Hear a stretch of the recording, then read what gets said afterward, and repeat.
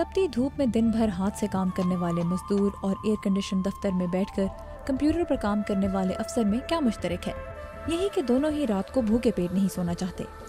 خوراک ہماری زندگی کی بنیادی ضرورت ہے اور اس سے ہمارا ناطہ اس زمین پر آنے سے پہلے ہی جڑ جاتا ہے۔ موقع خوشی کا ہو یا غم کا، میزبان کی مہمان نوازی اس کے پیش کردہ پکوان سے ہی ناپی جاتی ہے اور کسی بھی ملک کی ثقافت اس کے ذائقوں کے بغیر ادھوری سمجھی جاتی ہے۔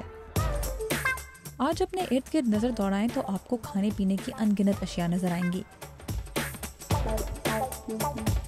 لیکن ایسے لوگ ذرا کم ہی ملیں گے جو ہر چیز بہت سوچ سمجھ کر کھاتے ہوں۔ Food means many different things to many different people, and خوراک مختلف لوگوں کے لیے مختلف معنی رکھتی ہے۔ آپ مرد ہیں یا عورت، آپ کی پرورش کیسے ہوئی، آپ کی نسل، سبھی خوراک کی جانب رویے کو متاثر کرتے ہیں۔ خاص طور پر امریکی معاشرے میں خوراک غذائیت کا ذریعہ ہونے کے علاوہ بھی اہم کردار ادا کرتی ہے۔ لوگ اس سے معاشرتی اور نفسیاتی ضروریات پوری کرتے ہیں اور بعض اوقات اسے غلط مقدار میں بھی استعمال کرتے ہیں۔ French fries, hot dogs, burgers وغیرہ یقیناً امریکیوں کی مرغوب غذا ہیں، لیکن پاکستان کی طرح یہاں گوشت، سبزیاں اور دالیں بھی استعمال کی جاتی ہیں۔ تاہم یہاں لوگوں کا رہن سہن اور کھانے پینے کی عادات ایک عام امریکی کی خوراک کو غذائیت کے اعتبار سے پاکستانی خوراک سے کافی مختلف بنا دیتی ہیں۔ The typical American diet or standard American diet, sad. امریکیوں کی غذا میں عام طور پر پروسیسڈ یا ڈبے کے کھانے بہت بڑی مقدار میں استعمال ہوتے ہیں، جبکہ فائبر بہت کم اور نمک بہت زیادہ ہوتا ہے جو صحت بخش نہیں۔ ڈائٹیشین ریبیکا اسکریچفیلڈ کے مطابق امریکہ میں ایسی غذا عام ہونے کی ایک بڑی وجہ دوسری جنگ عظیم کے بعد ہونے والی صنعتی ترقی ہے، جس کے باعث جہاں غذائی اجناس کی بہتات تو ہوئی، لیکن وقت کی کمی کا مسئلہ بھی پیدا ہو گیا۔ فاسٹ فوڈ لوگوں کی زندگی کا حصہ بن گیا اور چٹپٹے ذائقوں نے صحت مند خوراک کی جگہ لے لی۔ Here's a choice of food and drink to satisfy anyone and everyone. And with the advent of technology, just everybody's kind of working on technology میں ترقی کے ساتھ ہم بہت زیادہ کام کرنے لگے ہیں اور اس وجہ سے اکثر کھانا خود پکانے کے بجائے باہر سے ہی کھا لیتے ہیں، لیکن جب آپ کھانا خود نہیں بناتے تو اس کی غذائیت بھی خود کنٹرول نہیں کر سکتے۔ لیکن جہاں بچوں اور بڑوں میں تیزی سے پھیلتا موٹاپے کا مرض اب لوگوں کو اس بات پر مجبور کر رہا ہے کہ وہ اپنی خوراک پر زیادہ توجہ دیں۔ خود امریکی خاتون اول مشیل اوباما بچوں میں متوازن غذا اور جسمانی سرگرمیوں کے بارے میں آگاہی پھیلانے کے لیے لیٹس موو نامی ایک پروگرام کی رہنمائی کر رہی ہیں۔ امریکہ میں گزشتہ 3 دہائیوں میں بچوں میں شدید موٹاپے کی سطح 3 گنا بڑھ گئی ہے۔ آئیے مل کر بچوں کو صحت مند بنانے کے طریقے تلاش کریں۔ اور اب امریکہ میں ایسے لوگوں کی تعداد میں مسلسل اضافہ ہو رہا ہے جو اپنی غذا یکسر تبدیل کر رہے ہیں۔ یہ لوگ جانوروں سے حاصل ہونے والی خوراک کا استعمال مکمل طور پر ترک کر رہے ہیں اور صرف سبزی، پھل اور دالیں کھانا پسند کر رہے ہیں۔ بعض لوگ زیادہ پروٹینز والی ڈائٹ اپنانا چاہتے ہیں، بعض کو ان کے ڈاکٹرز نے وزن گھٹانے کے لیے یا کولیسٹرول کم کرنے کے لیے کہا ہے، اور بعض لوگ ایسی غذا محض اپنے دوستوں کی دیکھا دیکھی استعمال کر رہے ہیں۔ لیکن آپ کو شاید یہ جان کر حیرت ہو کہ اس تبدیلی کی سب سے بڑی وجہ ہے جانوروں سے محبت۔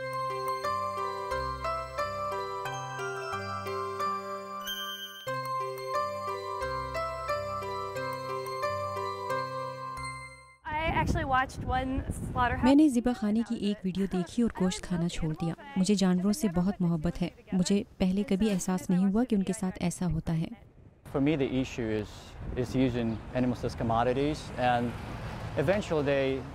مجھے جانوروں کو چیزوں کی طرح استعمال کرنا پسند نہیں۔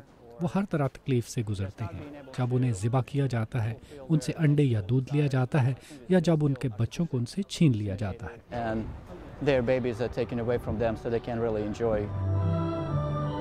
امریکہ میں جانوروں سے خوراک حاصل کرنے کے لیے 40 کی دہائی سے بہت بڑے سائز کے فارمز بھی چلائے جا رہے ہیں۔ انہیں عام طور پر فیکٹری فارمز کہا جاتا ہے اور یہاں لاکھوں کی تعداد میں جانوروں کی افزائش کی جاتی ہے۔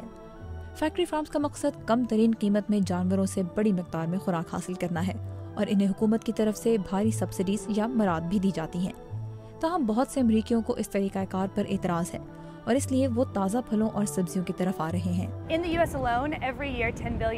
صرف امریکہ میں ہر سال 10 ارب جانوروں کو ذبح کیا جاتا ہے۔ یہ بہت ہی ظالمانہ ہے۔ 90% انڈے ڈربے میں رکھی مرغیوں سے حاصل کیے جاتے ہیں، جہاں مرغیوں کو 2 سال تک بہت تنگ جگہ میں رکھا جاتا ہے۔ پورے نظام میں بے تحاشا جانور اور بے تحاشا مسائل ہیں۔ انگرڈ کرکفورڈ پیٹا یعنی people for the ethical treatment of animals نامی تنظیم کی بانی ہیں जो गुज़िश्ता 30 बरस से जानवरों के हुकूक के लिए दुनिया भर में काम कर रही है। Unfortunately, I can tell you from our undercover videos and personal eyewitness statements that often what you think. बदकिस्मती से मैंने खुद और हमारे छुपे हुए कैमरों ने वो कुछ देखा है जो आप आमतौर पर तसव्वुर नहीं कर सकते, क्योंकि ये आपकी आंखों के सामने नहीं होता और इतने बड़े पैमाने पर तेजी से होता है कि लोग कवानीन का ख्याल भी नहीं रखते। And people are not paying attention to those rules. सब्जी खोर ग़िज़ा की हिमायत करने में आज बॉलीवुड और अमरीकी एंटरटेनमेंट इंडस्ट्री के सितारे भी पेश नजर आते हैं। Go ahead, ready? I'm Forrest Whitaker for People for the Ethical Treatment of Animals, and this is my daughter True. Hi. Life is full of choices. And many years ago, I chose to become a vegetarian, and it's one of the best choices I've ever made. And since True's dad was a vegetarian, she decided to be a vegetarian too. जानवरों के हुकूक और सब्जी खोर ग़िज़ा के बारे में हज़ारों वेबसाइट्स के अलावा बहुत सी किताबें भी लिखी जा रही हैं। ऐसी ही एक किताब ग्रिसल के को एडिटर हैं मौसीकार मोबी, जो गुज़िश्ता 20 साल से वेजिटेरियन हैं। किताब का मकसद लोगों को फैक्ट्री फार्मिंग और जानवरों की अफजाइश के नताइज के बारे में आगाह करना है। बड़ी बड़ी कंपनियां हकीकत छुपाना चाहती हैं। फैक्ट्री फार्म्स को हमारे टैक्सों के जरिए सब्सिडी दी जाती है, लेकिन इन फार्मों में मौत के सिवा कुछ नहीं होता।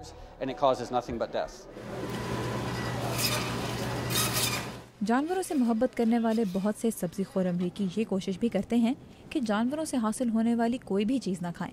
इसलिए कुछ वेजिटेरियंस दूध तो पीते हैं लेकिन अंडे नहीं खाते, कुछ अंडे खाते हैं पर जानवर का दूध नहीं पीते, और कुछ दूध, मक्खन, पनीर, अंडा गैर जानवरों से हासिल होने वाली हर चीज़ से ही परहेज करते हैं।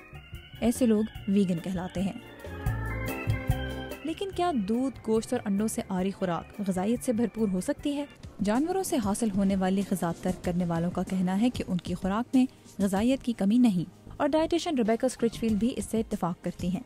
वो कहती हैं कि ऐसी ग़िज़ा सिर्फ आम सेहतमंद लोगों के लिए ही नहीं बल्कि ऐसे लोगों के लिए भी मुफीद है जिनकी ग़िज़ाई ज़रूरियात बहुत मख़सूस हैं, जैसे हामिला ख़वातीन, छोटे बच्चे और athletes. The most important thing is that you eat ज़रूरी बस ये है कि आप मुख्तलिफ खानों के जरिए अपनी ग़िज़ाई ज़रूरियात पूरी करें। for your lifestyle. और डॉक्टर ईडा बर्गस्ट्रॉम कहती हैं कि जानवरों से हासिल होने वाले प्रोटीन और विटामिन्स की कमी सब्जियों, फल और अनाज के जरिए पूरी करना मुमकिन है, और ऐसी खुराक खाने वालों के लिए भी एक मुतवाज़न ग़िज़ाई प्लान मुरतब किया जा सकता है। अक्सर वेजिटेरियंस और वीगन्स का ये भी कहना है कि जानवरों से हासिल होने वाली खुराक तर्क करने के बाद उनकी सेहत खराब नहीं बल्कि बेहतर हुई है। Ever since I became a member of InXS, my life has really kicked into high gear. Being part of a rock band takes a lot of energy. That's one reason I became a vegetarian.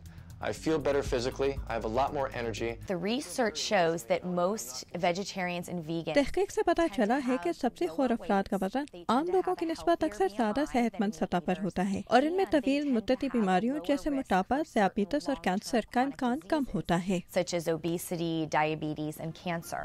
ताहम doctor बर्गस्ट्रॉम कहती हैं कि सेहत में बेहतरी की वजह महज जानवरों से हासिल होने वाली खुराक से परहेज नहीं बल्कि अपने तर्ज ज़िंदगी में मुस्बत तब्दीलियाँ लाना भी है, जिनमें वर्जिश और सेहतमंद खुराक दोनों शामिल हैं। Certainly diet plays a huge role in diabetes.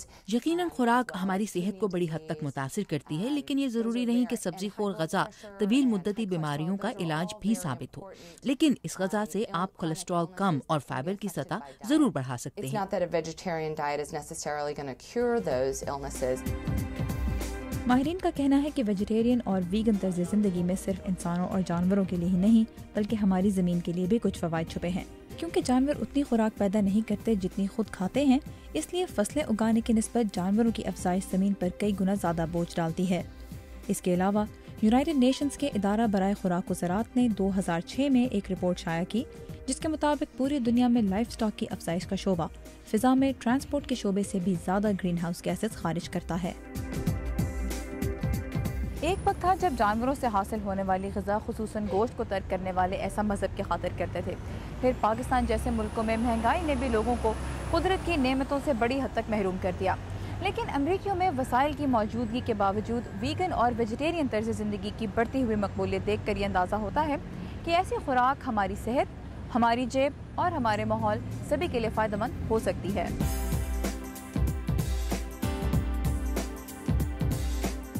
आप चाहे जैसी भी खुराक खाएं, अगर आपकी ग़िज़ा मुतवाज़न है और आप रोज़ाना हल्की फुल्की वर्जिश करते हैं या अपने जिस्म को हरकत में रखते हैं तो ही सेहतमंद ज़िंदगी गुजार सकते हैं। क्योंकि अगर ज़िंदगी अच्छी खुराक के बगैर कुछ नहीं تو اچھی خوراک کا بھی صحت کے بغیر کوئی مزہ نہیں۔